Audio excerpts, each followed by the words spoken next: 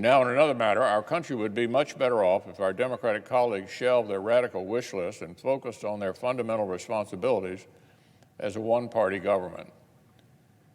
But while they continue to spin their wheels negotiating this reckless taxing and spending spree, their most basic jobs are being neglected.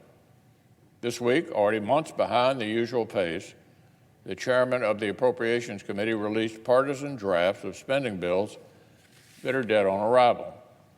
They spend too much, they cut our longstanding taxpayer protections like the Hyde Amendment, and they shortchange our national defense, even as we face serious and growing threats from terrorism and from major competitors like China and Russia. Most of these bills can't earn 50 votes, much less 60. When Republicans ran the Senate by this time of year, we had bipartisan frameworks in hand for months, and we were hammering out the fine details across the aisle. Our Democratic colleagues are way, way behind schedule with no solution in sight. It's also looking increasingly likely that we'll reach Veterans Day before the Senate takes up the National Defense Authorization Act. Now, never mind that this year's bill earned overwhelming bipartisan support in committee.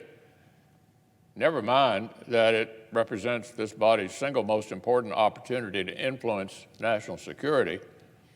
Our troops are being put in the back seat so the socialists can drive the car.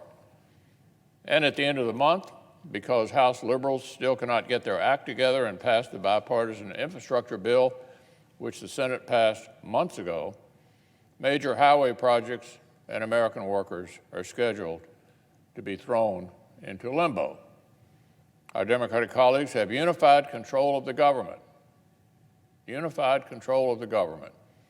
The country needs them to stop arguing among themselves over how to waste trillions of dollars and get about executing their most basic jobs.